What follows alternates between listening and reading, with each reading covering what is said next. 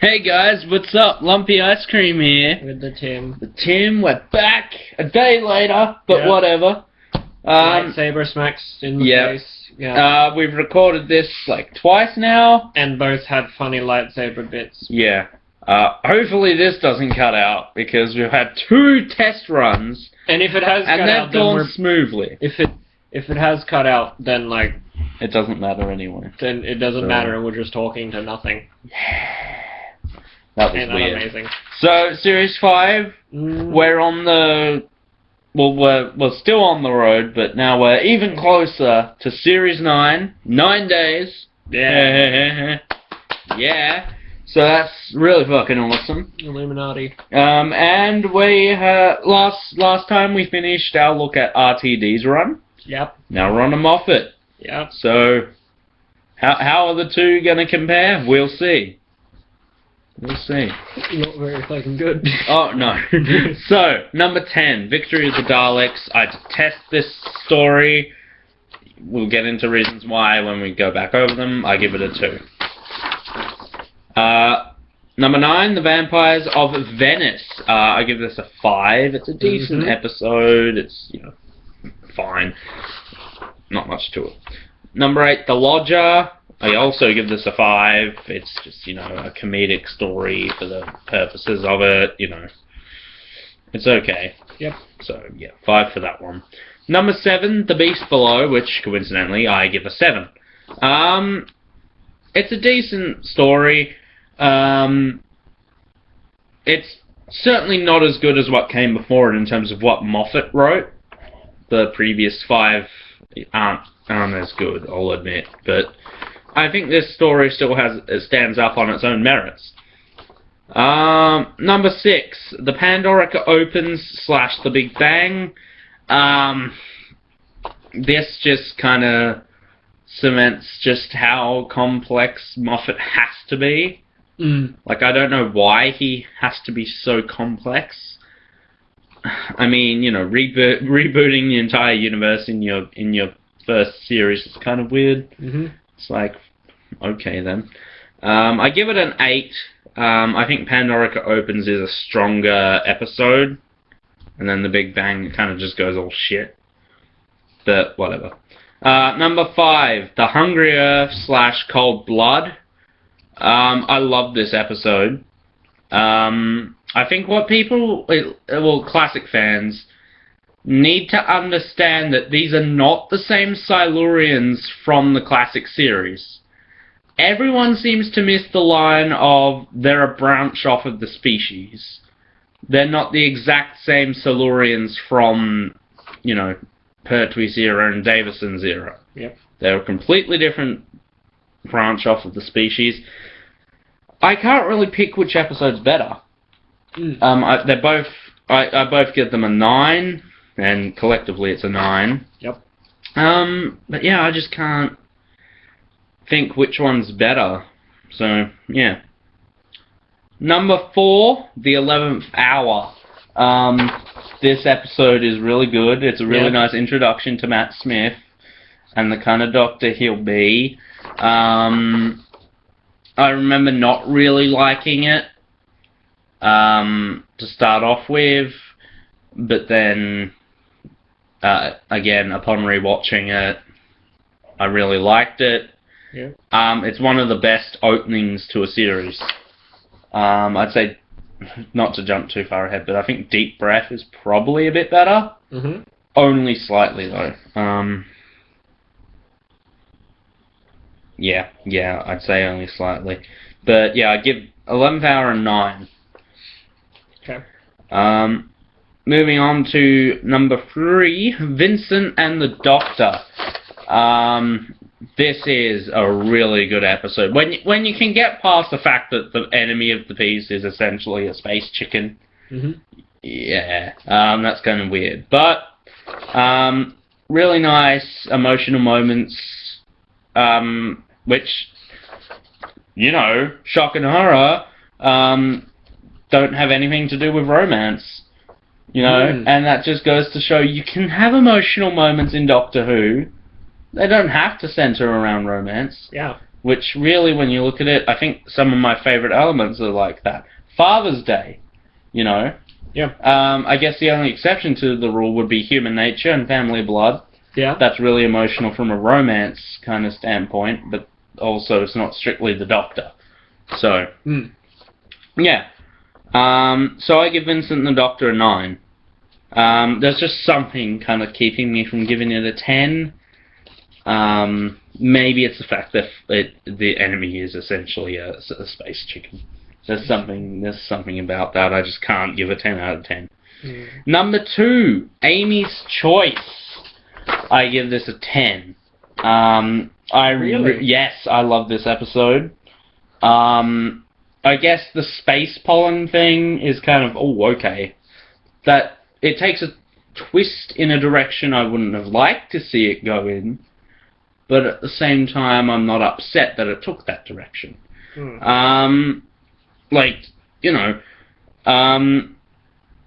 Toby Jones does a fantastic job at portraying the Dream Lord. It's kind of upsetting that, because I would have liked to have seen this character again. Yeah. You know, the darker side of the Doctor, and for classic fans, of course, we know the Valeyard.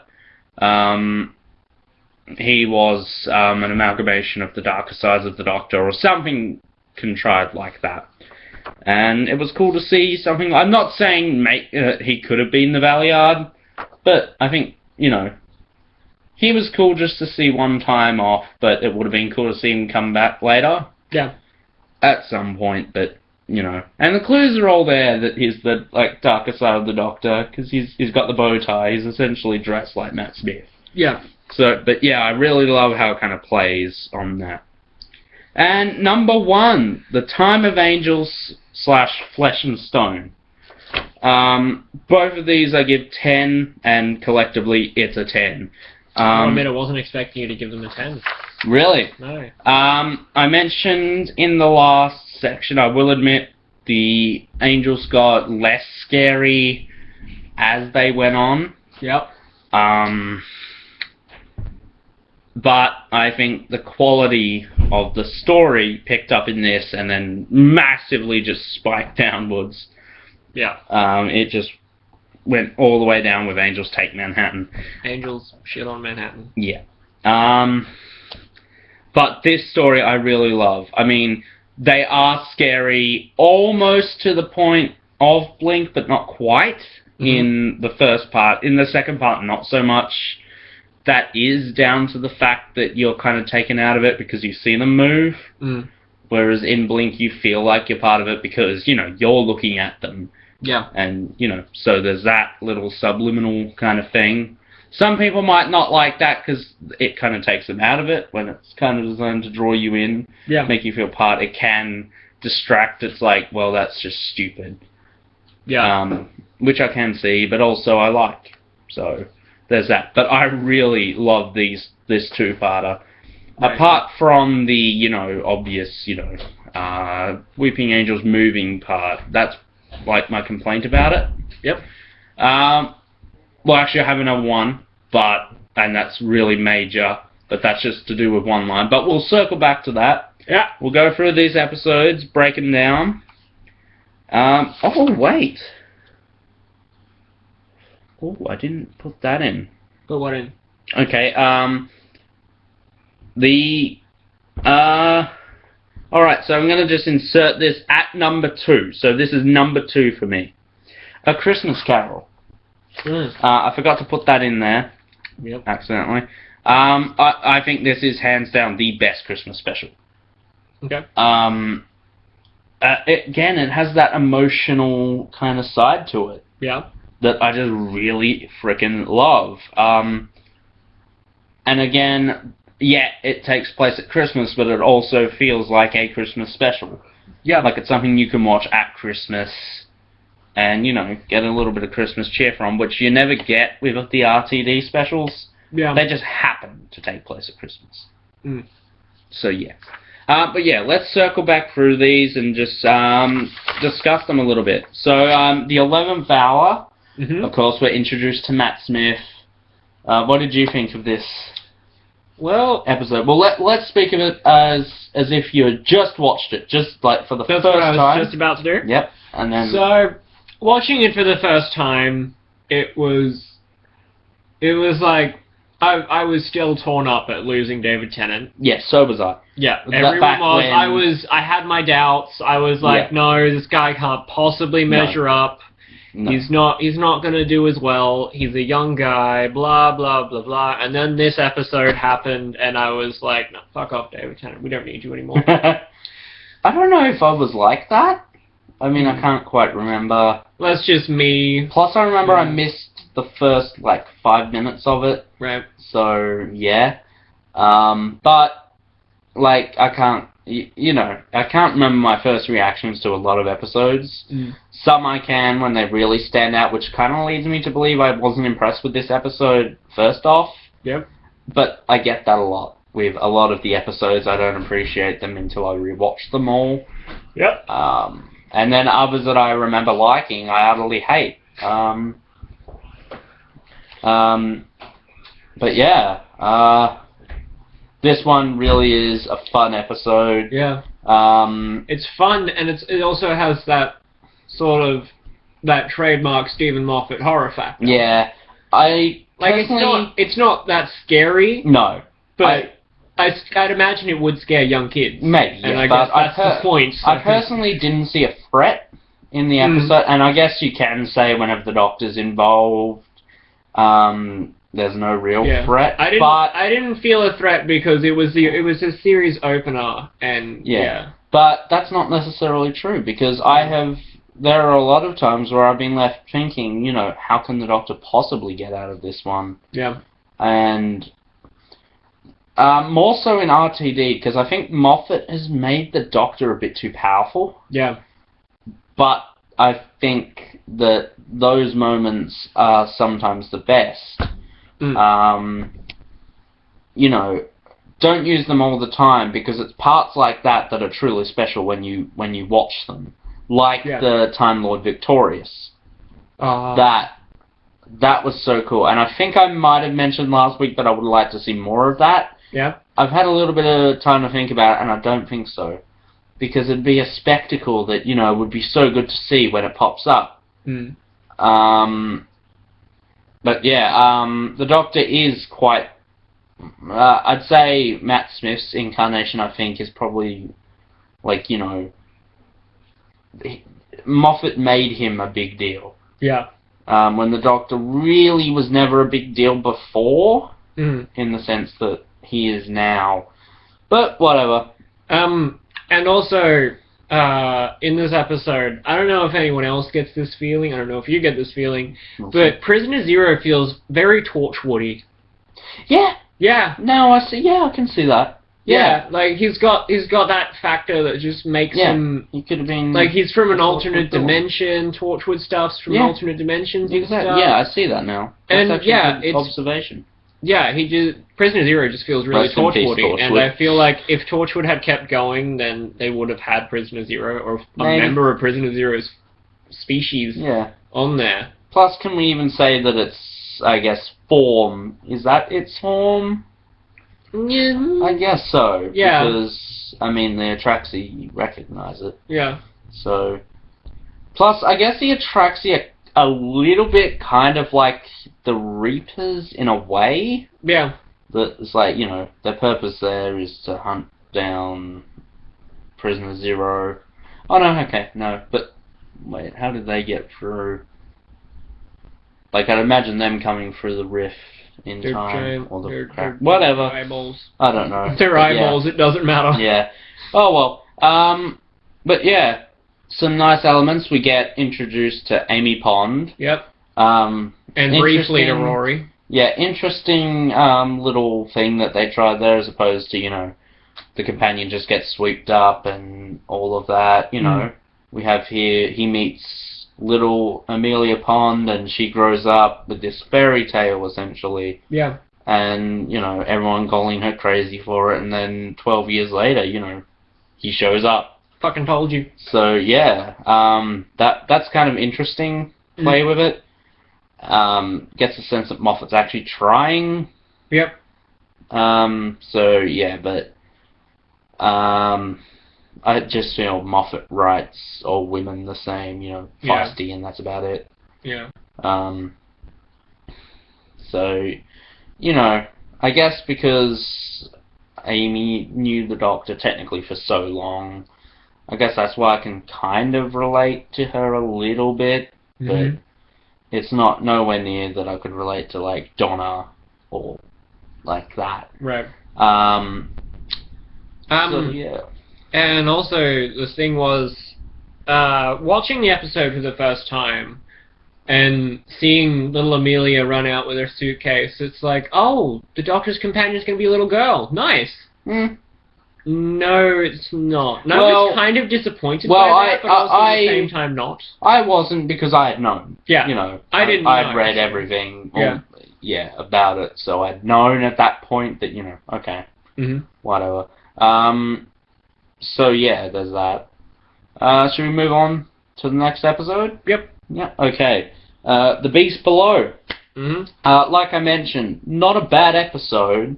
By any means, it just doesn't hold up as well as what came before it. Like, even though Blink is the lowest ranking of my original ones from Moffat, which is an 8, this one's still below it, which is a 7. So it's not, doing too bad. Yeah. But, it's nowhere near Moffat's early work. But it's not bad. I think we got some really nice emotional kind of, and again, the Doctor in a moral dilemma. Yeah. And the parts when Matt Smith gets angry are just so good. Yeah. Like, when he just rages is like, no human has the right to talk to me today. I'm like, this is so good. And again, it's the fact that sometimes I forget just how young Matt Smith actually is. Yeah. Because he feels the oldest. Yeah. It's fantastic just how much age he can portray. Yeah. It's incredible how he can go from literally like the youngest feeling to, feeling so old. Like he can go from, he very quickly can like switch between happy uppity young guy to grumpy old man. Yeah. Very quickly. Exactly. And that's what I love about him. Exactly. Yeah. There's not a lot to talk about with this episode. But at the same time, it's still a decent episode. Yeah. So should we move on or anything else? Yeah, I say move on. Yep. Alright, to Victory of the Daleks. Yep. Or, as I like to call it, of the Daleks. Because there's no victory. Get your rant out of the way. Alright, so, where do I begin with this shitfest? One, it's boring as fuck. There is literally nothing to it. And that's the worst you can say for a Dalek story. Yep. If it's boring, you've failed as a Dalek story. Because we see them so many times that, it can kind of get boring to see them.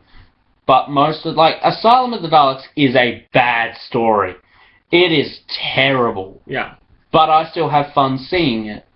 I mean, plus you got the little bit of classic Daleks in there, which is, shit, because they, were saying, oh, we got all of them. It's not enough. Yeah, no. Yeah. And, but it's still a fun story. I can have fun watching it. This, I can't. It's dull, it's boring, and, the shit Paradigm Dalek designs. Who thought of those? Come on. Saban. Saban, yep. They look like they belong in a kid's cartoon. Yeah. They're horrendous. The colours, the design itself I don't have a problem with. It's so dead simple. Yeah. You go from having these, tank-looking Daleks, they look made of, proper metal, to just these. Then all of a sudden you got fiberglass. Yeah, exactly. And like, I will admit, in Asylum of the Daleks, the colouring choices there are fantastic. Yeah. The dark red, I love that. The red, white, and the blue ones, which, you know, ha ha ha, sounds funny. They're the best. They're the best ones, I think. Yep. The yellow and orange, I hate. They're the two I hate. Seeing them for the first time was cool. Oh no, I hated them then as well. For me anyway. Yeah. Like seeing them for the first time was cool when they're coming out all the thing, and it was like, oh my god. Mm-hmm. And being a massive Power Rangers fan, I was humming the theme. Oh yeah, I think everyone was. Yeah, everyone except for people in Britain, because British websites called them the Teletubby Daleks. Yeah. Well, everyone else called them the Power Rangers Daleks. Let's face it. There's only two things that ran through people's minds when they saw them. It was either Power Rangers or Teletubbies. For me, it was both. So yeah, and like the episode does have some funny moments. Like no, I don't think so. What about 11 threatening to blow up the TARDIS with a jammy dodger? Yeah, I like that scene. That scene's very funny. I mean, I guess, but like, you know, it's kind of like, okay then. And for me, again, the planes flying out in space. It's fucking stupid, but it's just on the level of stupid for me that I can love it. Yeah, I mean, it is explained, so yeah, I don't find it that stupid. If they had just done it with no explanation, I'd be like, what the fuck? But the fact that it's kind of got an explanation, I'm like, okay then. Just, like, stuff like that, when it's just really fucking stupid, I love it. Other people hate it, but I love it. Yeah. Like, when something's just that level of stupid that it becomes cool, yeah. It's good. Yeah. I'd say the only reason I gave it a 2 is because we have a really good Matt Smith angry moment when he first comes face to face with the Dalek. Yeah.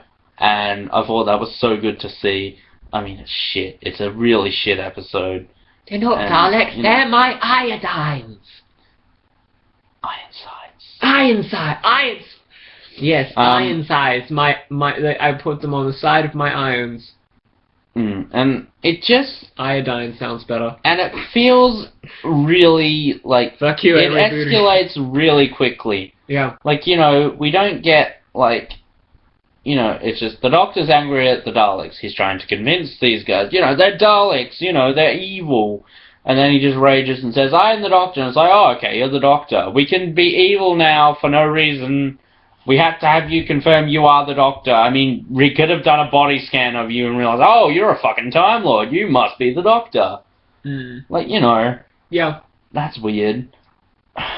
But, yeah. It's just so, like, why did they need to get him to say who he is? I guess because he just regenerated, I don't know. Well, no, but then, you know, he says who he is, and then they, you know...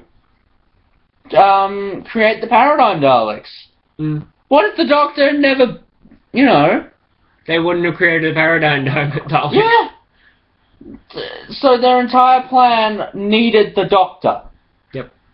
What the fuck? Okay. Like, what? And they had no plans, like, oh, well, the Doctor obviously has to come here for us to create these Paradigm Daleks. We should probably come up with a plan to stop him from stopping us. Yeah.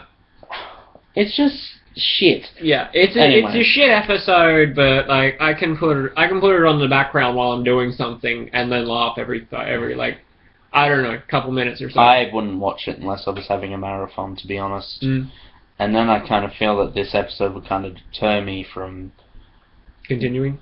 No, not continuing, just beginning in the first place. Right. Because I'm gonna say overall, Series 5 isn't a strong season. No. I actually forgot pretty much everything that happened in Series 5 and just replaced it with Series 6 for when I was thinking of what I was going to say for this. And then, pretty much when I got here, I was like, hang on a sec, that's Series 6. And then I had to backtrack in my mind to go back to Series 5. Oh, okay. Because, like, sometimes... Oh, right. Sometimes I just, like... skip over Series 5. Yeah. And, yeah, my mind just doesn't. Understandable. So, yep, okay, let's just move on. Yeah. To best episode of the season, for me anyway. Time of Angels and Flesh and Stone. But a little bit about Time of Angels, let's talk about it. Yep. I guess we'll get my major fucking complaint out of the way. River saying the line of the Doctor leaves the brakes on. That's why the TARDIS makes the noise it does. That pisses me off so fucking much, because that noise is so fucking, iconic. Yeah. And you've just shat on however many years of history it was. Because you're not just taking into account the Doctor is not the only one who has used the TARDIS. The Master has. I'm pretty sure countless Time Lords have, and it's all made that noise. So, did they all leave the handbrake on? The entire fucking Gallifreyan race left the they leave the brakes brake on. That pisses me off. And that's a case of Moffat trying to get a laugh at the expense of something that did not need to be laughed at. Yeah. What is it serves no purpose other than just to give River Song a little quip. Yeah. And I'm like, that fucking pisses me off. Anyone who thinks that line is funny, please stop being a fan of this show, because you understand nothing about it. Just no. It's not funny in the slightest. It's offensive. It really is. And it's a wonder why that line doesn't bring the whole story down. It just shows how good of a story this is. Yeah. Because if this was in another episode, I probably would have torn it to shreds. Just based off this one line. Because that's how shit it is. Yep. Like, I think that, before the 50th anniversary, that would have made me want to punch Moffat in the face. That's probably the second most offensive thing he's done, particularly towards classic fans. So, yeah, Moffat, fuck you. So, yeah, but other than that, this is a really solid two-parter. Yeah. The fucking finale of the first part, the cliffhanger, is epic. The epic build-up, the whole speech, if you value your continued existence, there's one thing you never, ever put in a trap. Me. That's fucking epic. Yeah. I love that fucking little speech he gives at the end, and just so cool. I felt that, the angels snapping necks, that just made them more terrifying. Yeah. Because, they're fucking scary in Blink, but they'll just zap you to the past, which really, when you think about it, it is a horrible way to die. Yeah. Because you're going to die alone. Well, not alone, but... You're going to die away from everyone you love. Yeah. And that's horrible. Yeah. But, what these angels do, use your consciousness, they snap your neck and use you as like a puppet, essentially, or your voice. Yeah. And that's, scary. Yeah. That's terrifying. I don't think it, made the angels, less, gave them a little less character, because, now they're just killing, just like any other villain does. They aren't unique. I still think they're unique. It's not necessarily the thing that kills you, it's the quantum lock, I think, that makes them, special. It also does kind of raise the question of, okay, so this quantum lock is built into them. So why does Amy walking around like she can see, why does that affect them? Like, is the quantum lock, can the angels control it? Can it be tricked? It's kind of loosey-goosey, but I can look over it. Mm. So yeah, what did you think of this? Well, two-parter. I thought there were some really funny moments in the first part. Yeah, there were. And I will admit, to begin with, the line about leaving the brakes on, I did find it funny. I do have a small giggle at it every time I watch this episode. Get out. And like a small giggle. Shut up. People are entitled to opinions. So yeah, no, not on this fucking show. No, continue. Yeah, it's a good story. And it has some moments that are like, haha, and it has some moments that are like, ah. Mm. And there are also some moments that make you go, oh.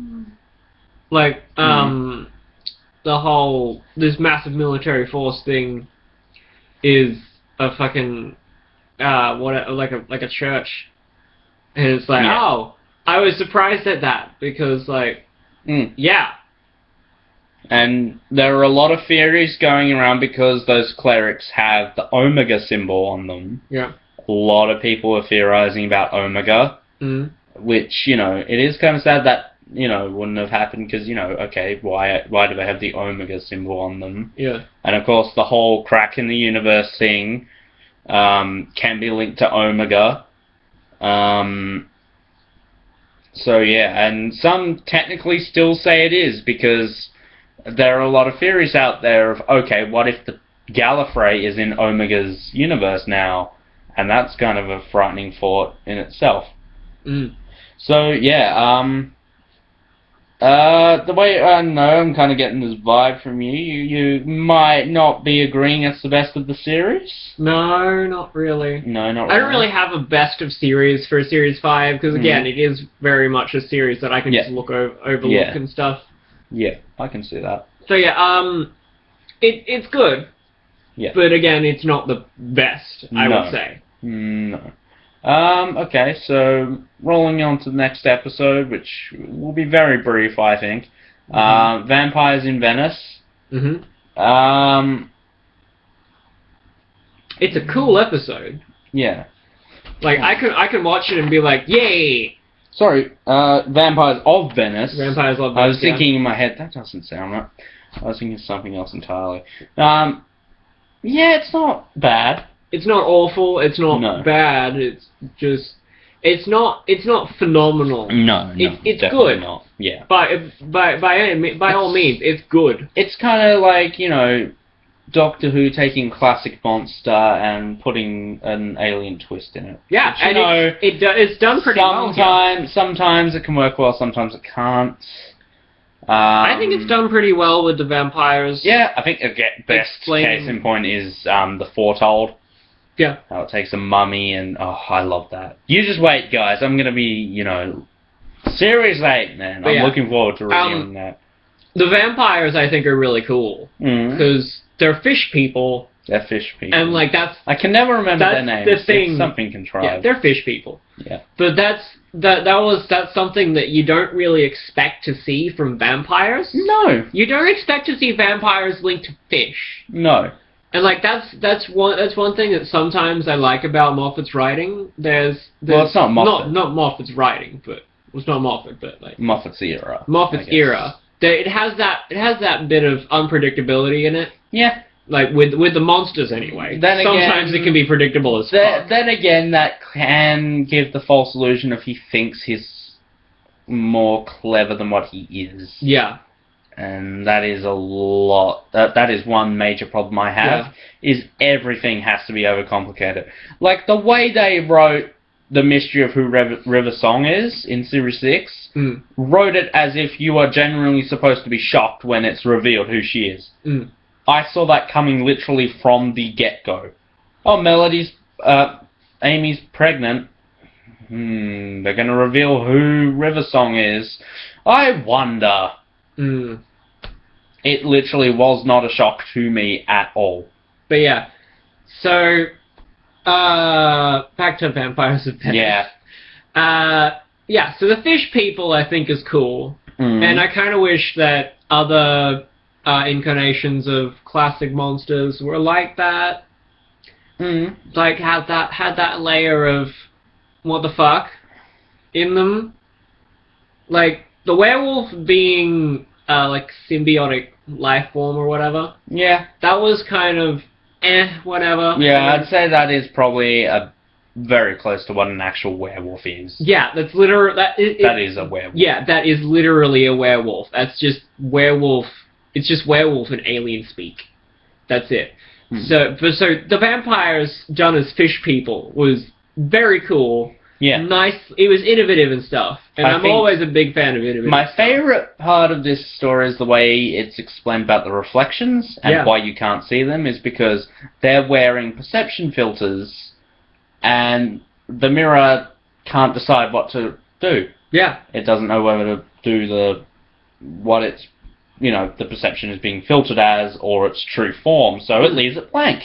Yeah. That was a really nice explanation. I'm like, that's cool. I like that. I kind of hope that either we see these vampires come back, or we see another interpretation of. There are vampires in the classic series. Yeah, in I know. State of Decay. Yep. And it's kind of explained as they're like long-time enemies of the Time Lords. Mm-hmm. So I think a lot of people would like to see them. Yeah. Those particular vampires. I personally haven't seen that story yet. Mainly because it's from the last series of Tom Baker, and that's pretty much worldwide known for being shite. Mm-hmm. Then again, the last few series of Tom Baker it's quite obvious he's running out of steam and he just doesn't want to be there anymore, particularly in season 18. So, yeah. But, it's, a decent episode. Yeah, I would like to see, again, more classic monsters tackled in Doctor Who. Yeah. Hopefully not in the same way as the werewolf. No. Tackle them like vampires being fish people. Yeah, exactly. Like Frankenstein's monster being holographic projection or something. Mm. I don't know. Just something. Although something I guess kind of that's the brain of Morbius. Yeah. I mean, kind of. A little bit of a different twist on it, but whatever. But yeah. Anyone who hasn't seen that, watch Brain of Morbius. It's fantastic. In fact, go and watch season 13. Season 13, one of the best seasons. I can't think of a bad episode in that season. Right. Well, story, I should say. But yeah. So, anyway. And the part where the Doctor bursts out of the cake at the Bucks night. Yes, that's funny. That's one of my favorite Matt Smith scenes.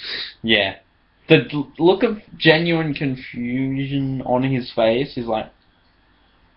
It's like he's confused, like, what? I just burst out of a cake? He's confused. Why? He's confused, like, I just burst out of a cake, but obviously... Why am I confused about this? Because I obviously had to climb into this cake at some point. Plus, he had a conversation with what I can only presume would have been a stripper. Yeah. That was supposed to could you let me get in there? Let me get into this cake so I can surprise a woman that I kind of made out with, fiance. Yeah. Yeah. Weird. That's like I want to see that conversation. Yeah. Yeah. That'd be good. I mean, it's Stephen Moffat, so it'd probably be filled with, the worst jokes in the history. Now that I'm thinking about it, it'd be funny. That's technically Rory from before Amy even left with the Doctor. Mm. Because Amy left on the night before her wedding, which means that stag do would not have been the day of the wedding, obviously. Mm. So, yeah, that's kind of okay. The Doctor doesn't know that. TARDIS fucks with dates before, so. Yeah. Anyway, as evident in this episode. Yeah. Because it's on a date. And this is funny.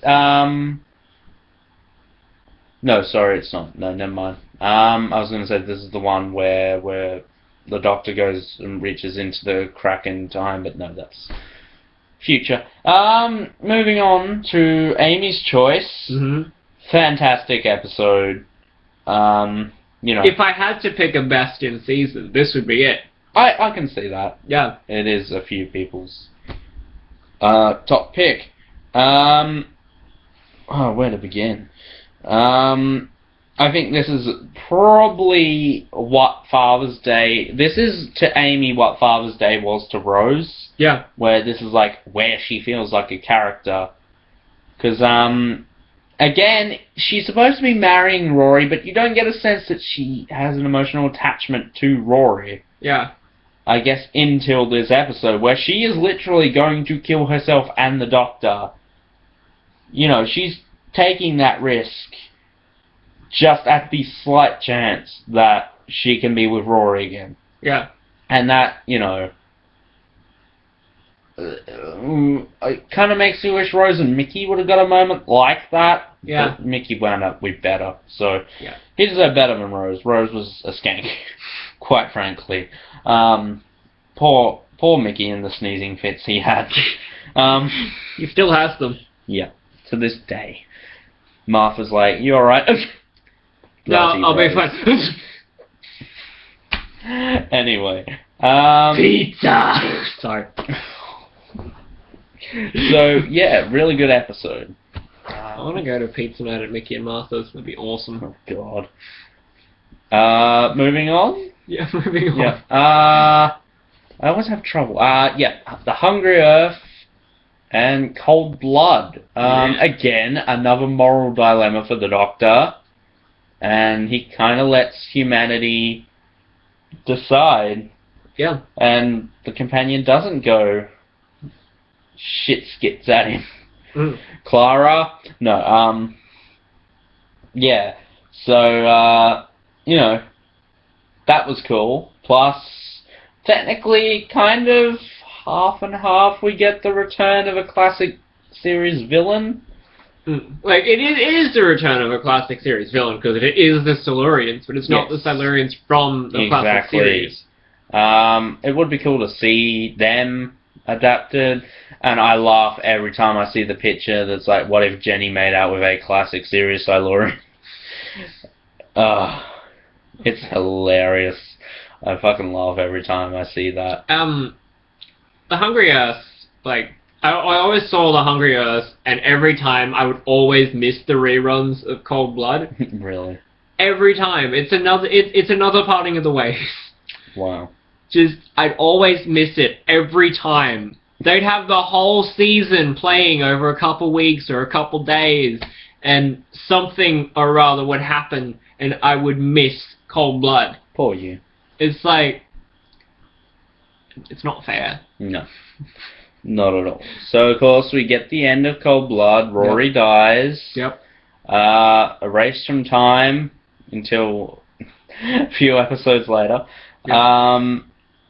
And then we get that intense moment at the end where, you know, the Doctor's saying, remember him, and she is, and then the TARDIS hits something, like, you know, gets thrown off a little bit, and she falls, and, you know, that's kind of like, oh, it's like, lol. That's sad. Who the fuck's Rory? Yeah. Rory. No.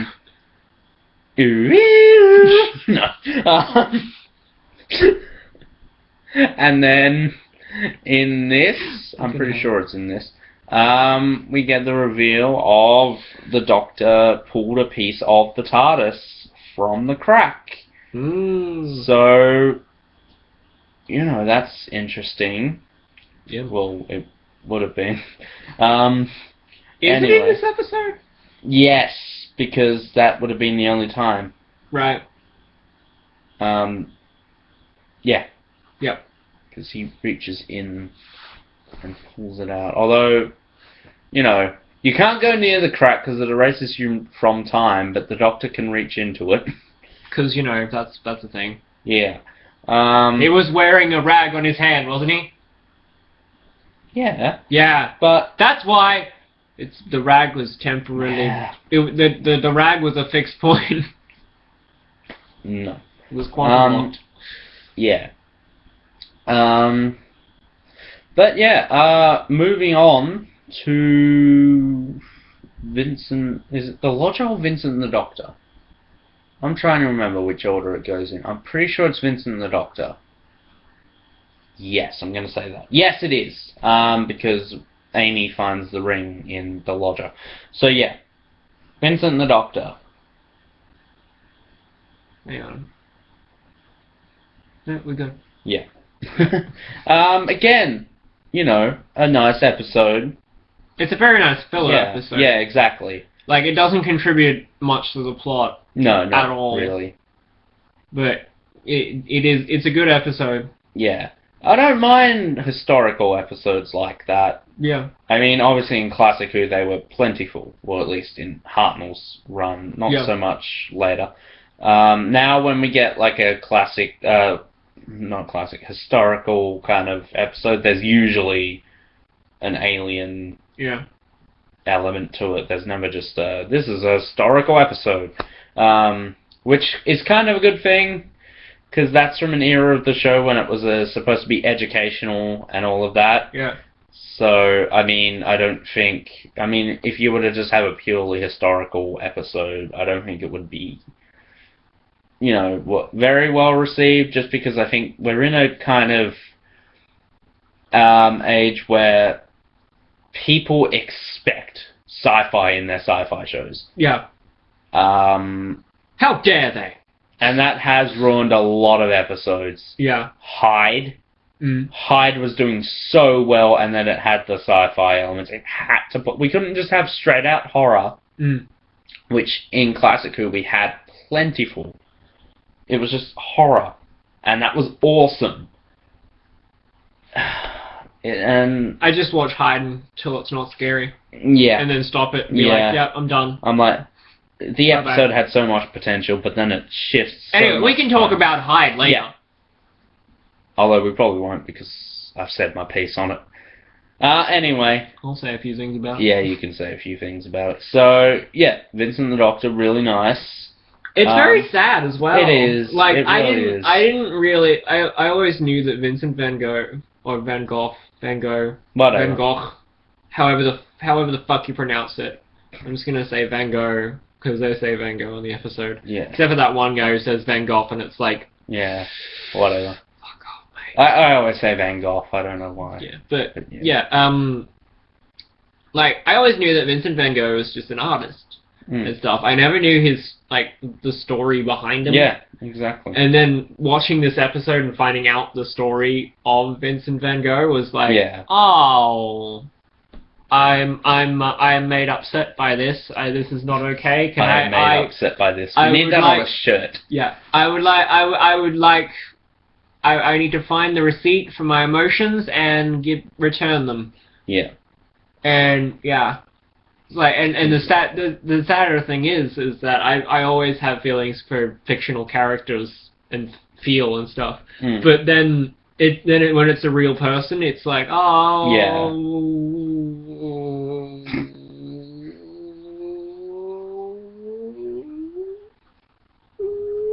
Okay. It's really sad, and I cry every time. Yeah, like if you cry every time. We gotta stop saying that. I hate saying No, we don't! We have to say it all the time because people do cry every time. They need some way to, like, express that they cry every time, man. And the only way to express that you cry every time is by liking. So, like, if you cry every time. But we haven't got any likes. So obviously, they cry way more than every time. Or less. Or less than every. They cry. They cry every second time. Anyway. They cry every fortnight. Moving on to something that makes me cry for a completely different reason, The Lodger. Mainly because I cry because I know what comes technically after this, which is closing time. Yep. Well, from Craig's point of view, anyway. This is way better than closing time. Then again, most things are. It's not bad. I mean, you've got humorous elements, which I guess when you have a comedic actor in it, it would be stupid not to play on that. To begin with, I thought this would be like just an episode of the Doctor being trapped somewhere, and then he finds a way out of it in the end. I didn't think it would be like the Doctor gets trapped somewhere, and there's alien stuff happening in that somewhere, in that convenient. Well, that's the reason it's there. Yeah. It was just really fun to see the Doctor, like, interact with real people. Yeah, exactly. And the people do feel real here. Mhm. Like, they don't feel like characters at all. They feel like actual people. Yeah. And that's what I love about, like, about Although, stuff. we never exactly learn why that ship was there. I mean, it was a TARDIS, wasn't it? No. Wasn't I don't think it was a TARDIS. I don't remember it being stated. Well, it no, was a TARDIS. because doesn't it? It comes back around in Impossible Astronaut, right? Doesn't it? Yeah, but it wasn't a TARDIS. I presumed it was a TARDIS because it's very similar to a TARDIS. I don't think it was a TARDIS. You've got the console, let's face it, that looks a lot like the TARDIS. But and it has cloaking ability. Again, I'm not sure whether it was a TARDIS or not. I'm not sure if it's stated, but yeah. I mean, we can all assume. Implied to be a TARDIS, but whatever. I'm not sure if there's silence or the church maybe manufactured a TARDIS. Or something. Let us know, because I can't remember. So yeah, it's kind of, the ending's kind of sweet. Yeah. And like, again, I'm a slut for sweet things. Yeah. And yeah, it was like that part was when they started to feel a bit more like characters as opposed to real people. Yeah. But yeah, and then you have ridiculous scenes like the Doctor running out in just a towel. Yeah. And then Matt Smith being allowed to show his skills at football. Yeah. Yeah. That anyway, piss off so many people. Anyway, moving on to the finale. Yep. Now here's the thing, I knew Rory was in it because I read the Wikipedia page, which is kind of stupid that they put him on the cast list. It's like, why? Leave it a secret. It was on the Wikipedia page, though. Yeah. Yeah. But obviously because this is before the episode would have aired. Yeah. So the fact that he's on the cast list means the cast list was publicly released. Because the same thing happened... How the fuck were you on Wikipedia? I don't know. Before the episode aired? Who the fuck does that? Like if you don't do that, no. I was... However old I was. No. I can't remember. Because you're a fucking idiot. I was just reading, because I'm like, I don't know. Anyway. Great dive. But yeah, like... You know, the first part, at least, is a really nice episode. I don't know, I'm sure many people weren't fooled by it, but, you know, the mystery of what's in the box, and... What's in the box?! Fuck off. I'm sorry. I just want someone to please edit. The Pandora opens, and it's just Gwyneth Paltrow's head. With Brad Pitt crying over there. Yeah, can we just have that? Just edit in the background. Just all you can see is behind behind the Legion of aliens. Doom. Behind the Legion of Doom or whatever the fuck they were called. See, I'm sure many people just thought Super Friends. I thought the wrestling team, the Legion of Doom. What a rush. Anyway, but yeah, just put Brad Pitt there. Just scream, what's in the box? And then it just opens and it's Gwyneth Paltrow's head. And then he cries. But that fooled me. I mean, I don't know about... Did it fool you? What's in the box? And it's the Doctor. Yeah. That has to be put in there. Like, I thought it would literally be, like, a terrifying monster. I kind of thought, is something going to return? Yeah, I thought it was, like, going to be the Master or something. So if I had been aware of Sutekh at that time, I'm sure I would have thought it would have been Sutekh. Or Omega. But yeah, actually, I reckon someone might have thought it would have been Omega because of the, you know, the fucking Omega symbol. So maybe. Yeah. Just it was so shrouded in mystery, and like there was literally no hints given to the fact that it was the Doctor in there, aside from the fact that like kind of a recurring theme in there was the Doctor being the Destroyer. Yeah. And like that was. It's one of those cases where very few hints are dropped, and then the thing happens, and it's like, whoa! Whereas sometimes when there were very few hints dropped, and then something happens, you're like, oh, well, that came out of nowhere. Yeah. And is it ever explained how the Doctor comes back at the end of the episode? No. It's just he flies into the sun, he says his goodbyes, and then he's back for no reason. Here's the hint. Don't... Even, like, come on. It might, like, it was like... I think it's like not really explained, but the feel I get was that Amy brings him back through sheer willpower, and that's the thing. It's kind of cool. No, it isn't, because Moffat tries to make everything overly sentimental. Yeah. And it's bullshit.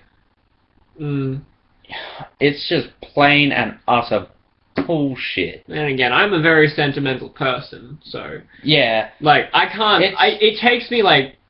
even if I really fucking hate a game and want to trade it in, I can't trade it in unless I think about it for, like, the next 2 months or so. But we're talking about someone coming back to life just because of willpower. And... I mean, I do like the scene in Deep Breath where, you know, Clara is reassured by 11, but that's only there because of sentimental value. Yeah. Moffat won't let Peter Capaldi be the Doctor because he's too busy trying to get all the fans on his side. Let your writing do the talking. Yeah. Don't literally have to have the old Doctor basically say, that's the only reason it's there. It's not to reassure Clara, it's to reassure the fans. It's like, it's okay. It's the same person. It's okay. It's still okay to find him attractive. And that is literally why I hate Clara for Series 8, is because she can give off the vibe that it's okay to hate the 12th Doctor. Because Moffat has even said, oh, the main character isn't the Doctor, it's the companion. Which, no, it's not. The viewer will relate to the companion. So it's not like you can say, oh, well, you know, whatever, because you're supposed to relate to the companion. So if the companion is having troubles with the Doctor, you're gonna... Well, I don't, because companions are bullshit. So most people are gonna side with the companion. And you already know that people were against the casting of Capaldi because, oh, he's too old, and all of that. So when you have fucking Clara literally saying he's too old and having these massive disagreements with him, that's just going to give people more reason to vent and hate Capaldi. I don't know, I just need to get that off my chest. What the fuck were we talking about? You literally could have waited. I can't wait. Anyway, we're talking about Pandorica Opens. Yes, that's right, but... What? Whatever. But yeah, Moffat just needs to be overcomplicated and sentimental. Yeah. So, you know, and he wrote himself into a corner. He didn't need to act like the Doctor died because, let's face it, he's not going to die. So why write it as if he needs to make a heroic sacrifice? Because we all know it's not going to happen. Yeah. But I do like the monologue the Doctor gives, and at some point I do want to recite that. Yeah. Like I would want to recite and probably maybe film a thing. Yeah. Frickin' recite. That is one thing monologue. Matt Smith was good at, was monologues and speeches. Matt Smith's monologues are like monologue goals. Like, still my two favourite is number 2, for starters, is the Time of the Doctor speech. Yeah. Because I don't want to talk about it. And of course, number 1 is the Rings of Akaten speech. I like when, like, the I am talking from Pandorica Opens. Like, that's really cool. That's a really good one. It's like the most badass one that isn't angry Doctor. Yeah. He's not angry, he's still uppity young guy, but he's annoyed uppity young guy. Yeah, and listening to Sylvester McCoy read, that was fun as well. That was fun, yeah. Yeah. I wish they'd do that more often, because I just love to hear classic Doctors read new Doctor stuff. I don't know. Anyway, so, moving on. Yep, moving on. To A Christmas Carol. Yeah. I love this episode. I mean, again, it was one of those ones I detested and hated, like, with a passion. Then I rewatched it, and I'm like, was I crazy? was I wrong about all Christmas specials? And then I watched the next one. And I'm like, I was not wrong about all Christmas specials. I say I tried to watch the next one, because to this day I have only ever watched it once. And that was when I originally watched it. How could you watch Chronicles of Narnia only once? I'm gonna hit you. It's true though. Of course, the unmentionable 2011 Christmas special, which... Don't even say the title, man. Sunday. Don't even say the title. We won't even Sunday. say the... We're not even going to say the title in the actual episode. In Sunday, guys, I get to vent and get it all off. And I get to tear that sucker apart. Hold on. I'm going to be able to... Tomorrow! Yep. Yes, tomorrow! I'm going to be able to just, like, go to the store... Yeah. Get some cup noodles, come back, eat them all. No, well, that's the thing. It's not even going to be a long rant. Because literally, I have nothing to say about it other than the fact that it literally has no life at all. It is literally the most boring thing Doctor Who has ever done. I'm still going to go down to the store and get cup noodles anyway while you're ranting. Probably. Yeah. Anyway, so I really love A Christmas Carol. Yep. I mean, you know, Dumbledore. Yeah. I mean, come Dumbledore. on. A shark. That's cool. It's got a nice, deep meaning to it. And, yeah, that's all I can really say.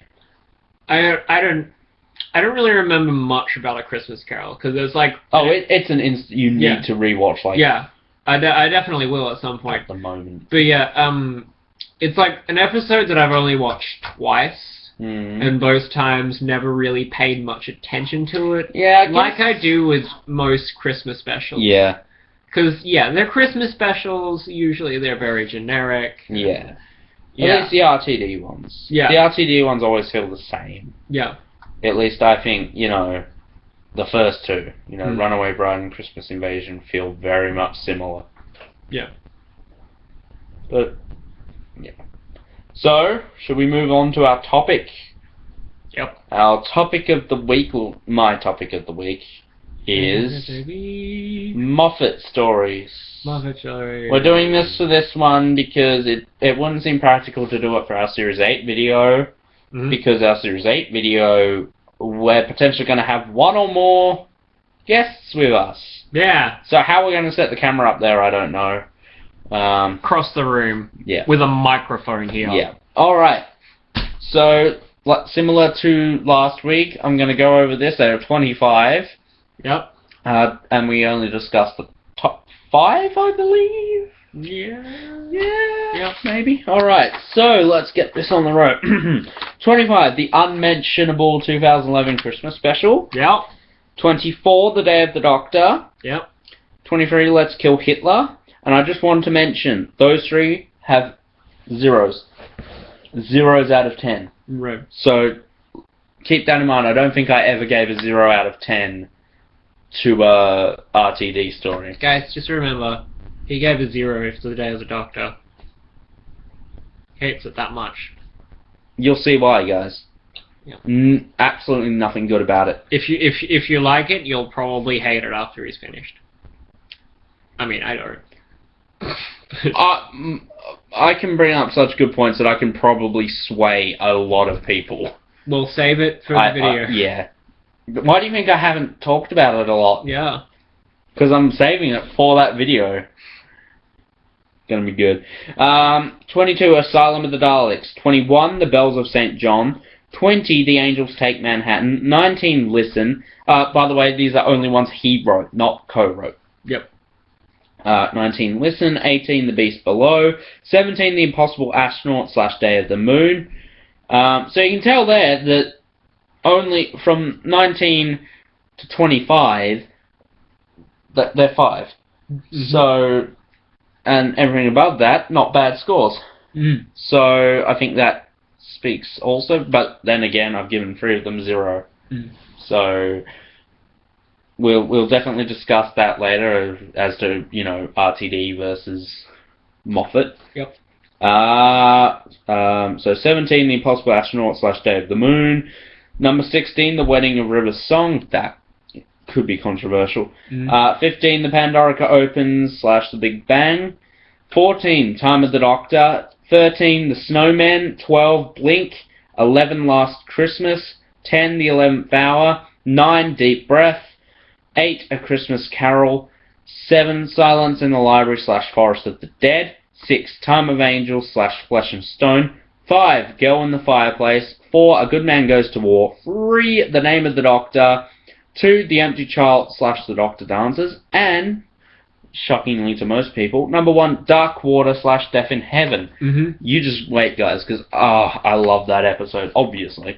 Yeah, but, yeah, we won't discuss these in detail. We won't discuss them in detail. We'll probably discuss, like, the one that we have. No, the two. We'll probably discuss Girl in the Fireplace and The Empty Child and the Doctor Dances, like, a little more in depth than the other three. The other ones. Because we haven't discussed the other three yet. Exactly. So, yeah. Plus, these are, I guess, can spoil our Series 6, 7, and 8 lists. Yep. At least Moffat-wise, will other stories beat them out from other writers? You'll see. But at least you'll know where the Moffat ones will sit in their order. So, number 5, Girl in the Fireplace.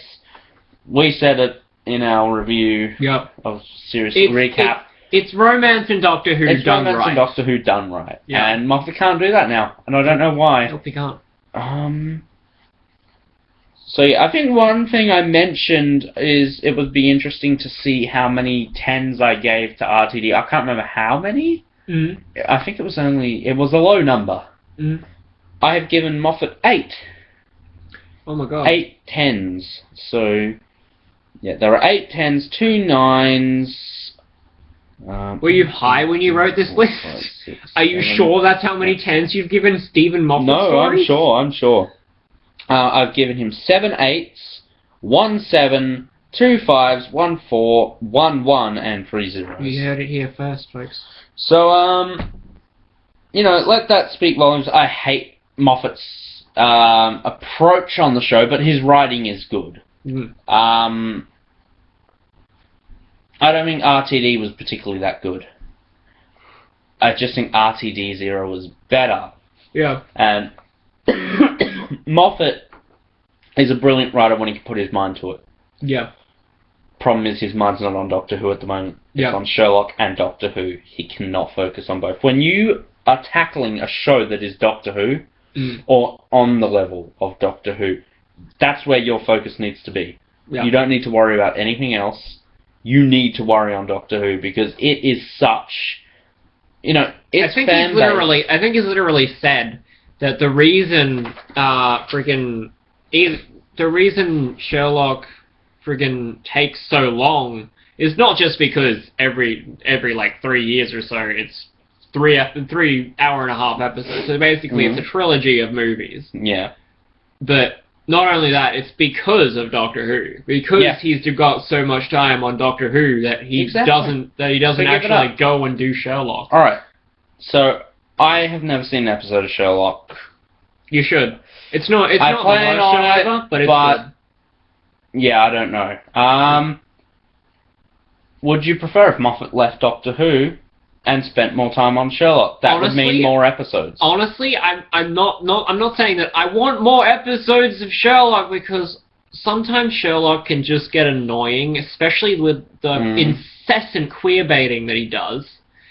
But yeah, for anyone who doesn't know what queerbaiting is offering like suggesting the promise of a queer couple and then not delivering.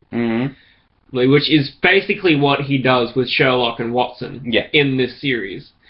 And, like again, you could argue that John and Sherlock have a strictly platonic relationship, blah, blah, blah, they care about each other a lot, they're just best friends, blah-de-blah-de blah, but he's admitted it's queerbaiting. But yeah. So, I feel that if he devoted more time to Sherlock and did more Sherlock and actually thought about Sherlock, then it would actually be a lot better. It'd be a lot less problematic. And I think Doctor Who would be better off as well. Doctor Who would be better off. Because I'm not saying that Stephen Moffat is the worst thing that's ever happened to Doctor Who. No. If you're a fan from the 80s, you'll know fucking John Nathan Turner was atrocious. The way he's going, he feels like he's trying to set himself up as the greatest writer of Doctor Who in the history of ever, which he is. He's not. Don't even try. He's a good writer. He is. He's a good writer when he puts his mind to it. He's arguably one of the best the new series has had.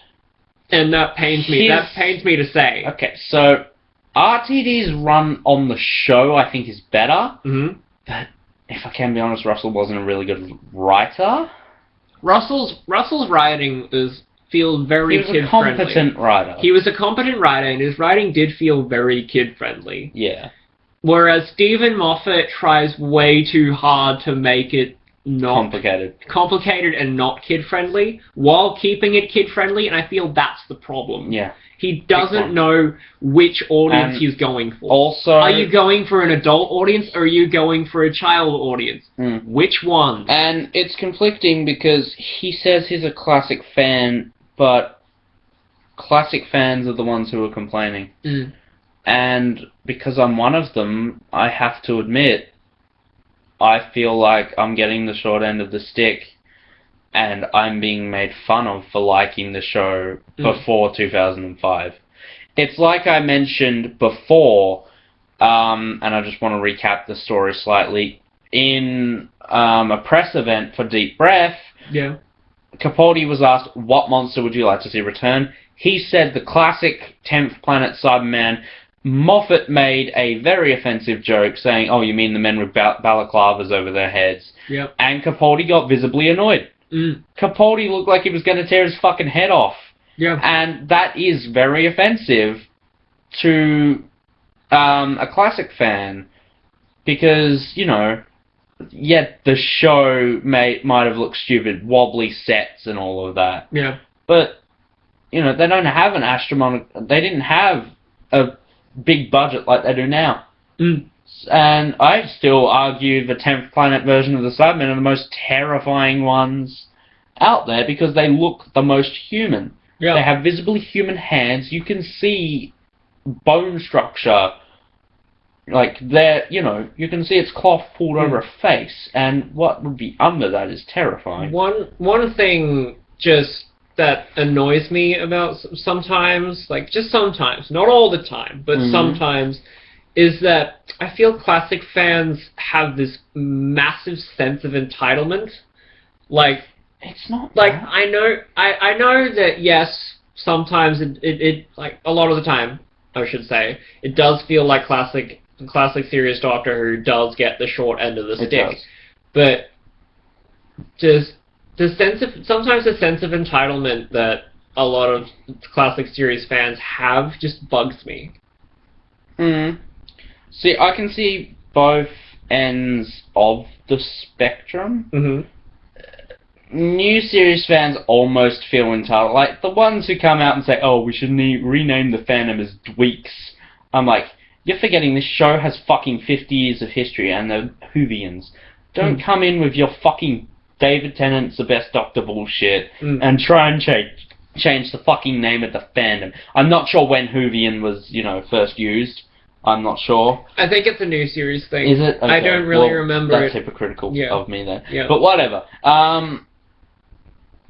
But, like, you know, new series fans can also be very hostile to it. Let's be real. Doctor Who fans can be very hostile. Yeah. And most of the fandom is very hostile about pretty much everything to do with the show. I think new series has its benefits. Yep. And classic series has its benefits. Yeah. I don't think people should pit classic series against new series. Because they're different things. They're complete, like, I feel like I'm going to get torn apart by everyone because of this, but they are two separate things. In essence, Let's be real, they're two different shows. In essence, they are. Yeah, in essence, they are two different shows. They're not the same show. No. This new series Doctor Who is not a continuation of the original story. Well, it's a continuation. It is a continuation, but it's more of a sequel. Let's be real. If if classic series, let's call classic series the First Avenger, new series is the Winter Soldier. Except without the being hyped up. No, wait, still hyped up a lot. But so is classic series. Yeah. It's like new series and classic series are both hyped up to the extreme by both their respective fandoms, and it's like, guys, find some middle ground and just enjoy the show. But literally no one can't. Exactly. No one can actually enjoy the show because they're nitpicking. Yeah. But that's the thing. People who completely shit, like new series fans who completely shit on the classic series, I feel aren't true fans because they can't respect what came before. And I'm like, you're forgetting, people. You wouldn't have this show that you love so much if it weren't for this show. Yeah. So you don't go and shit on it. And I feel, and that's what our showrunner's done. Yeah. That's what Moffat did with the 50th. No. Yeah. You don't do that. Yeah. You don't take Tom Baker and put him in a role that is literally so confusing. No one can figure out what that role's about. Literally no one. Not even the smartest people. Moffat does not even know, I'm pretty sure. No, he doesn't. Come out and explain it. He obviously won't plan on using Tom Baker in the future because, as much as I hate to admit it, I don't think Tom Baker would be here for his advanced in years. Yeah. And he's just very old, and I don't think he'll be. And that's the thing.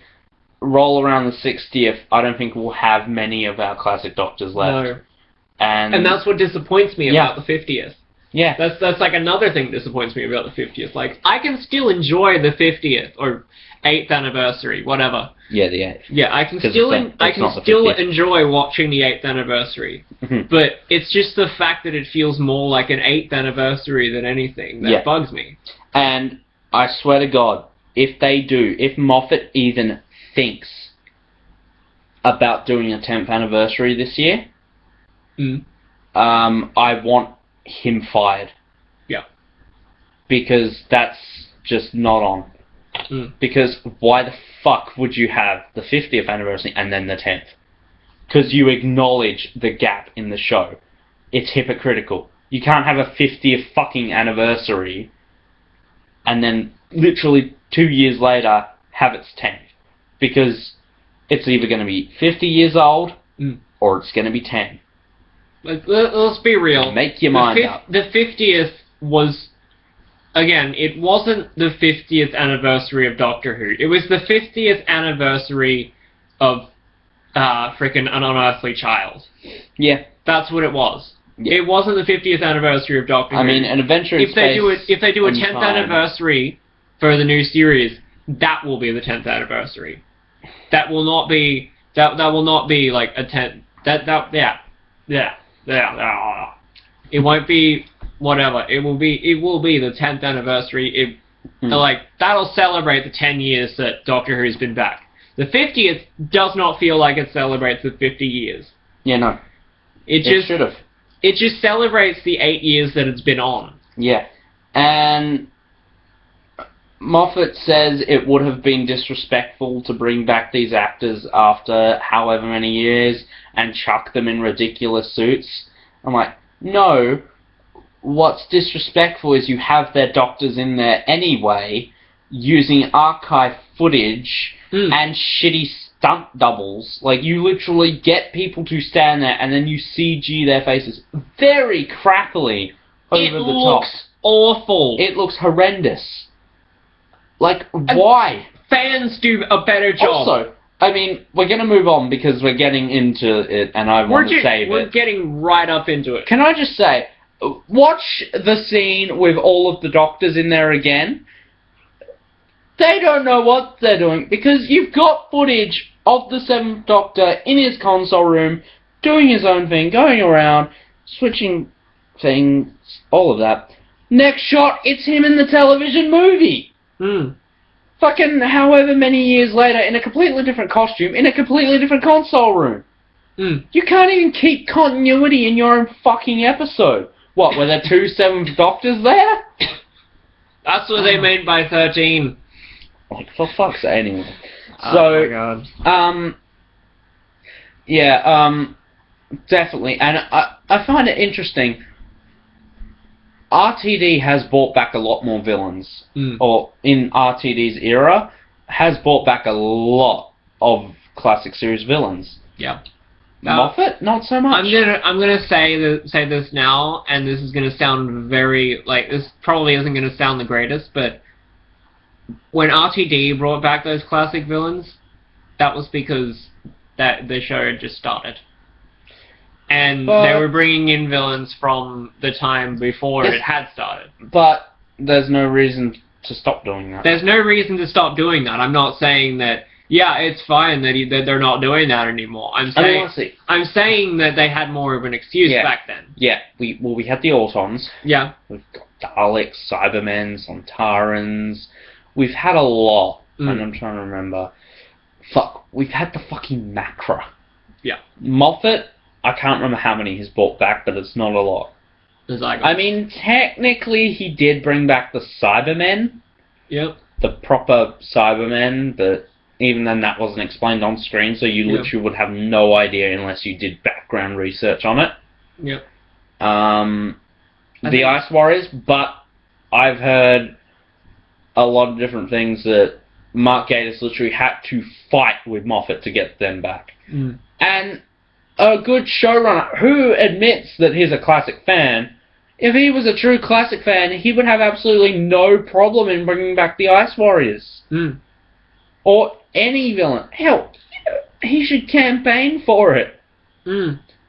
Capaldi, is here saying he wants Susan back. Fucking bring Susan back.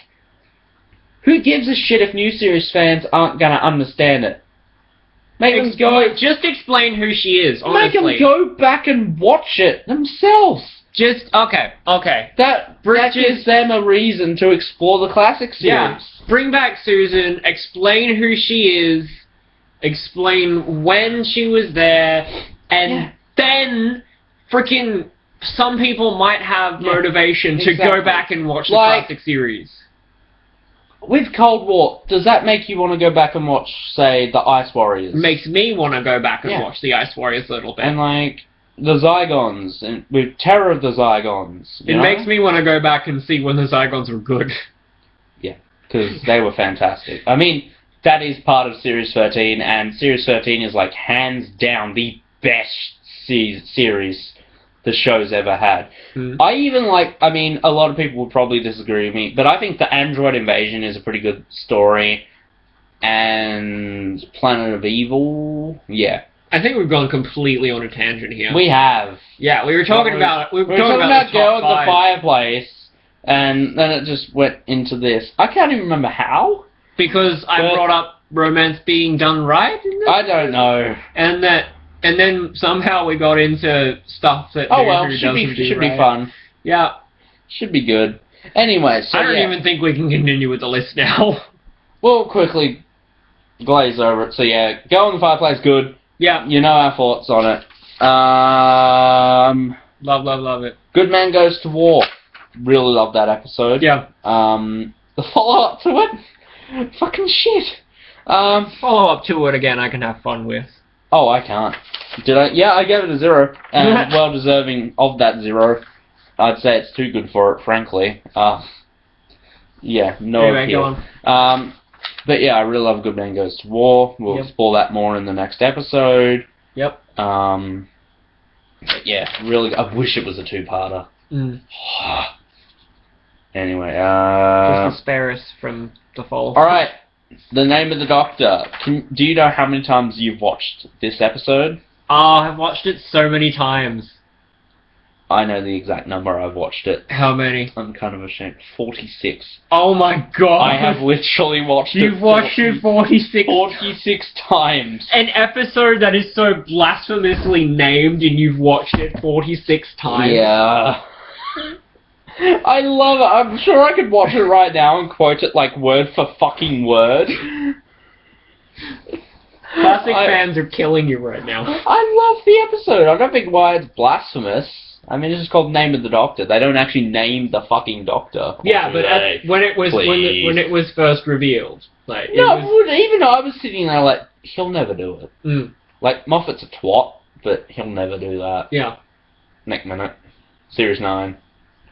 My name is Raxacorica Fallipatori. It's just Fallipatoria. Steve. No, it's John. Steve! His name is literally John Smith. He's been using his real name this whole time. It's Smith John. Oh, shit. The perfect daily. But yeah, I've watched it so many fucking times. I don't, like... I'm trying to think whether or not I knew about the John Hurt reveal. I might have known it from Dr. Freedom. I think, yeah. Yeah. But yeah, I'm looking forward to reviewing that episode. Number 2. The Empty Child and the Doctor Dances. My leg's grown back. Again. Anyway, yeah. Brilliant. There is a war on the... Is it Impossible You Miscounted? Yeah, brilliant. I love it. And number 1, Dark Water and Death in Heaven.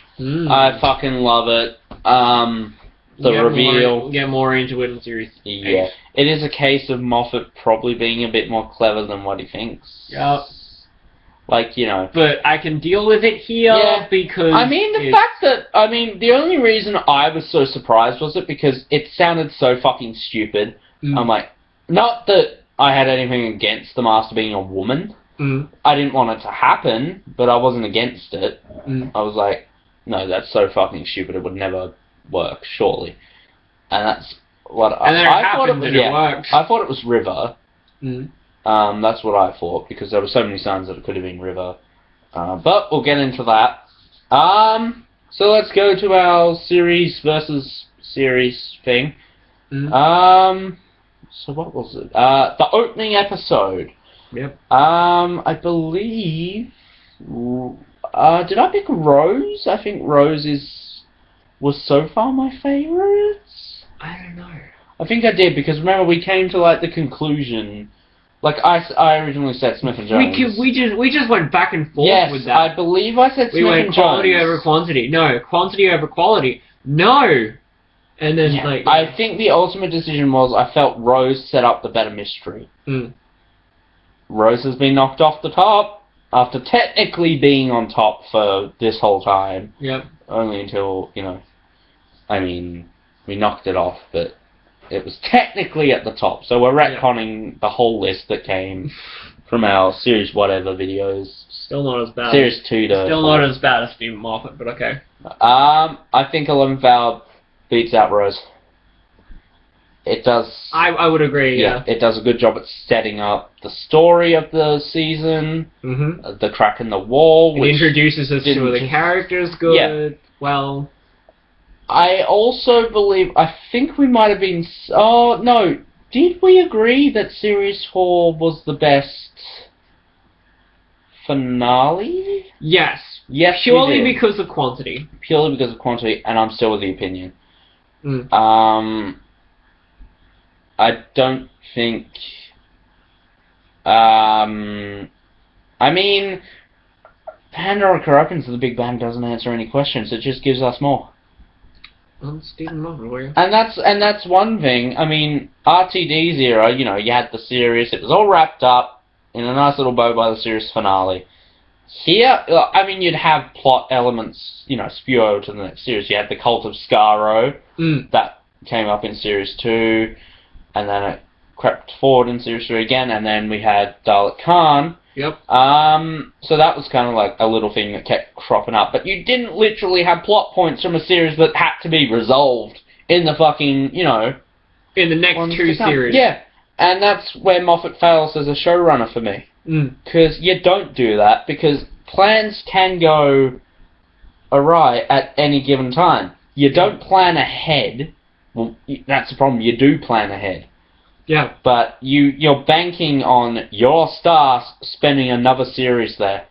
Yeah. And yeah, that's the problem with Time of the Doctor, is a lot of content but not enough time to wrap everything up. Plus, and this is one thing that I have, in the God Complex, when the Doctor opens up the room, he quite clearly says, who else? So it's a person that's supposed to be in there, but it's the crack. It's revealed it's the crack, and the Doctor is talking about it like it's a person. Yeah. He would say, what else? Yeah. I personally prefer what Matt Smith envisioned it to be, which was the silhouette of a gallows with 10 hanging bodies and an 11th noose that is empty. Again, that would probably be a bit too dark. It'd be really dark for Doctor Who. Yeah. Like, even with the tone that it has now. See, I want to know what it was, because surely it wasn't the crack. That was obviously Moffat, coming to a conclusion. Yeah. I'm trying to think maybe it was never planned to be revealed. They just thought, Yeah. I mean, arguably it could have been the War Doctor, maybe? Because he clearly says it's a person. He says, who else? Or something along those lines. It's definitely talking about a person. Yeah. I remember that much. But, whatever, I don't even know how I got on that tangent. And overall series, can you remember what we said? No. I think... we just went back and forth too many times. Yeah, that's it. Yeah, I think Series 4 is better than Series 5. Yeah. If I can be honest. And I think we would... Yes, Christmas specials. This beats out all the previous ones. Christmas Carol beats out everything. Yeah. And, yeah. I think that pretty much brings this one to a close. Couldn't even see my thumb. Yay. Trying to think if there's anything we need to wrap up. Although... because we're in the Moffat era, we're probably gonna, if there's anything we'll wrap it up in like 3 seasons. We'll wrap it up in like 3 seasons. So next week, we've got Series 6. I can't remember our... Yes! Finally a season I actually own! Yeah! So you can watch it, but you probably won't. I will. You will? Yeah. Well, you got today to do it. Yeah. And then... I'll watch the episodes that I have literally no idea about. Yeah. So. And then... Series 7 on Wednesday. Yep. Then Series 8 woo! On the Saturday, special episode. So that's gonna be good. Which I'll be performing a theme song for? No. No. But then again, probably. Going to have X amount of guest stars with us, so that'll be cool. So you're gonna have no excuse not to have a list of the episodes. So everyone else will. Yep. So that's... I'm predicting that's probably going to go for about 3 hours. Yeah. We go for... Well... Ooh. Didn't want to say that short. It's probably going to be longer. Yeah. Because it's depending on, A, the amount of people we're going to have here, and B, the amount of people who would want to actually be part of it. So, It'll be a while. Yeah. It'll be a long episode. Longer than usual. And it'll probably go up like the minute the frickin' Series 9 premieres. Which is 5:30. Yeah. Here. Yep. That's great. 5:30 in the morning. Yep. So, I'm gonna have to map out when, how long our marathon's gonna go for. Yep. How long each episode is exactly. Map it out, the time it would take me to change discs, and then the amount of time it will take me to find Last Christmas, or I might just end up saying fuck Last Christmas, because I don't think about Last Christmas. I love Last Christmas. I love Last Christmas, but I don't think it's necessary to watch with the season. Plus, I love it, but... Doesn't really do much besides shit on that ending. Yeah, I mean, I love it, but at the same time, I can't watch it because it's so fucking mind-blowingly what the fuck is going on at every single fucking moment. Yeah. Like Inception. It is Inception. But yeah, I'm going to have to map out how long everything's going to take. Yeah, it's going to be great. And, am I going to go for a piss break during this or that? I don't know. And then how long it's possibly going to take to do the fucking podcast. Which, if our podcast spews into the episode. The episode. Then you might get a live reaction. Well, you'll get a live reaction anyway. Yeah. Because that's what we're going to be doing for Series 9, up until a certain point as to when I leave. Yep. But, hopefully going to be doing for Series 9. Oh, we will. Are you sure? Oh, for sure. This is me we're talking about. Yeah. Oh, I will drag you. But yeah, maybe. I'm not guaranteeing that I'll be here for all of them. Alright. Here's what we'll do. If he's not here for the live reactions, we'll do reviews together. Yep. But for the ones we're doing live reactions of, we'll review separate. Yep. So, Magician's Apprentice, definite live reaction. We should also do that for Witches Familiar, because it feels kind of right. Yep. That that could potentially be a bit difficult, because the word is, this series is comprised of nothing but two-parters. Ooh. So that's interesting. I mean, that's still yet to be seen, but that's what I've heard. So for some, we might have to just take 2 weeks break. Yep. But you'll definitely know. Little update on the front of the hiatus that's going to happen. On the front of Arkham Knight playthroughs, no. No. Don't know when they're returning. Never. I'm still so... I'm probably going to record that next to my rant. I'm not really, because I can't be fucked at this stage. But for the hiatus that the channel's going to go on, it was originally going to be like 4 months. I don't know if I've mentioned it, but that's now going to be cut 3 months short, and it'll just be for 1 month that we'll be on hiatus for. Because of things that have happened with the weird, complicated bullshit. So, yeah, it's only going to be for 1 month,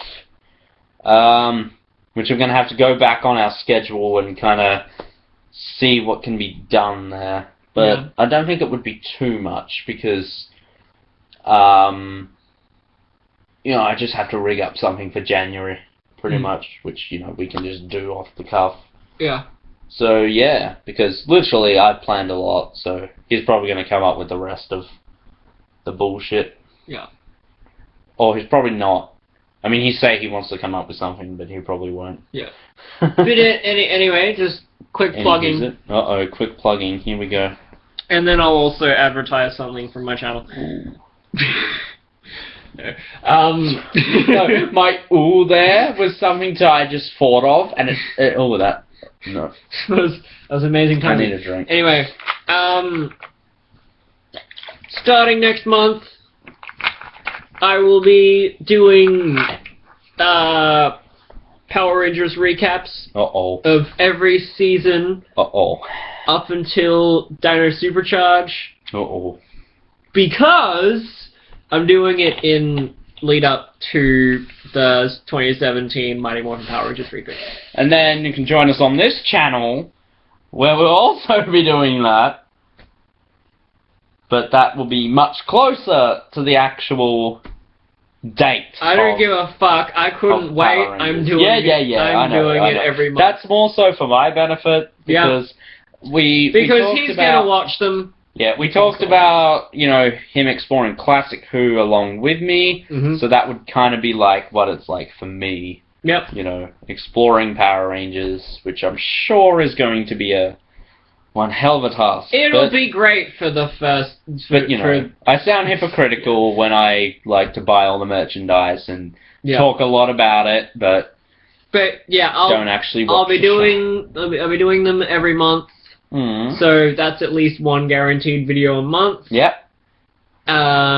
Starting with the first season. I did a short video on this on my channel not too long ago, like yesterday. Today or yesterday, I don't care. But yeah,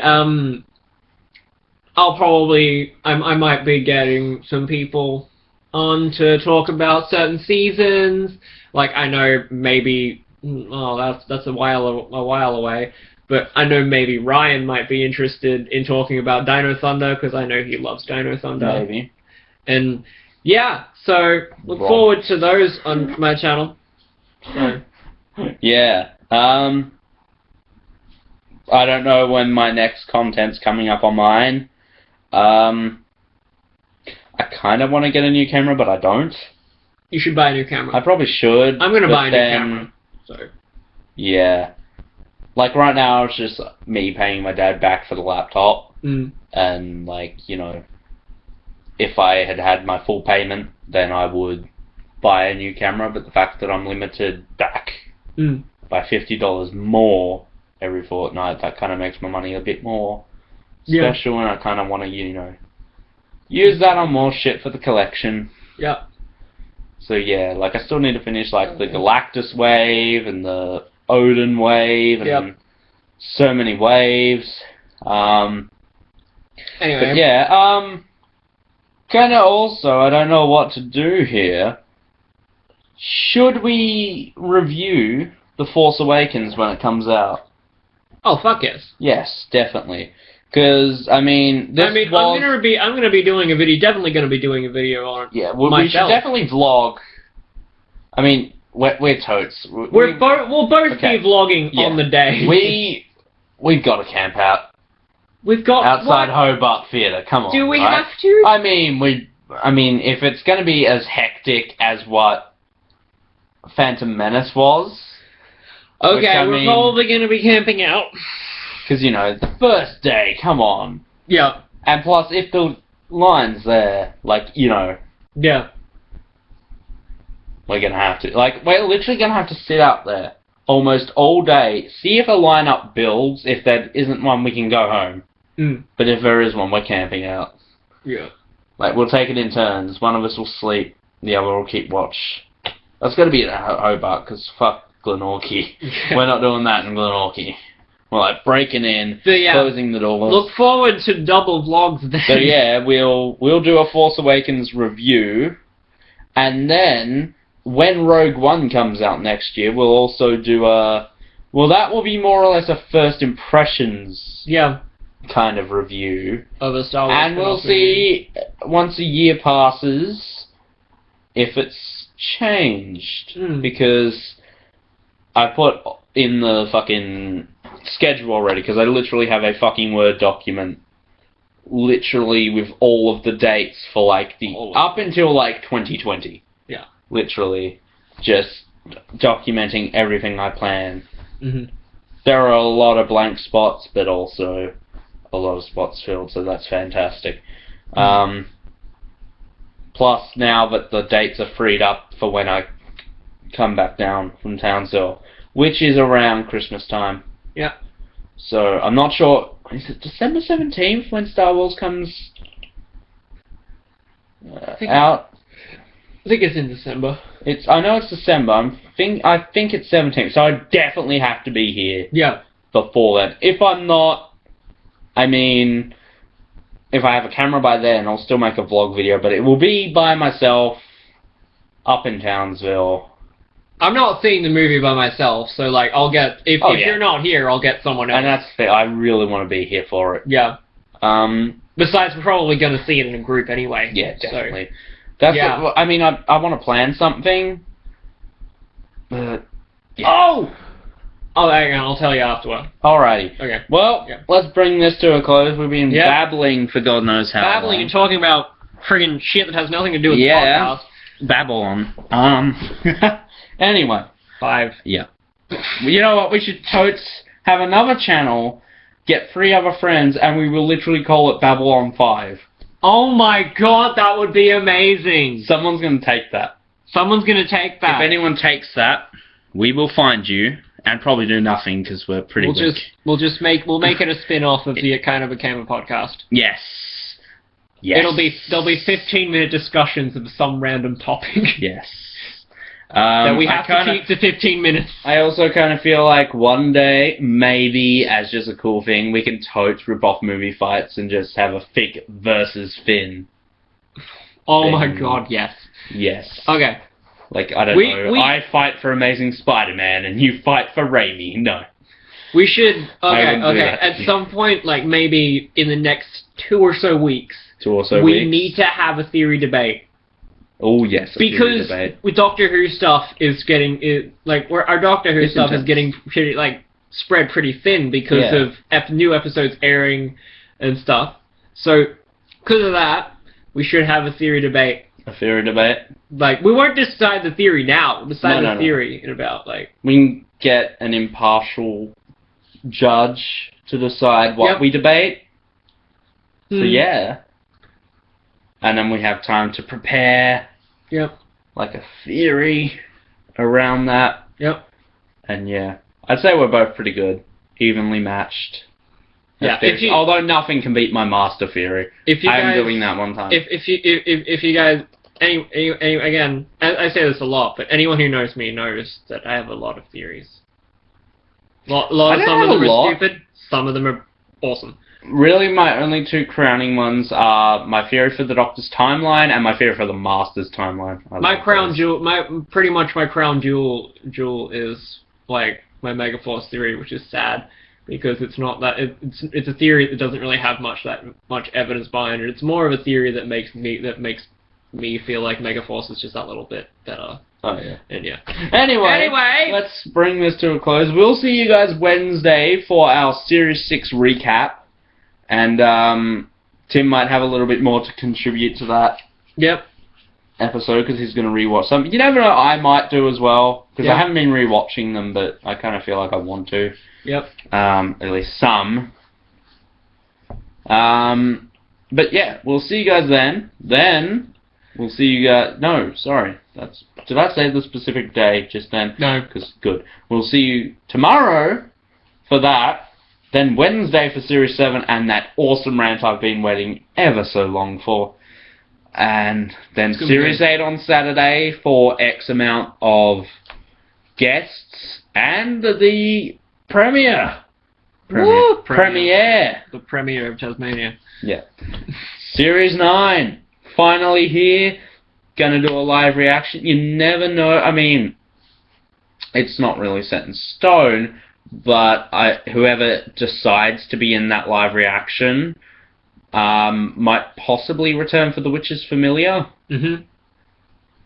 I don't know. I'll probably pull some strings and make that happen because I kind of want to get the same crew together for videos. So, yeah, guys, until then, take care. Goodbye. And see ya.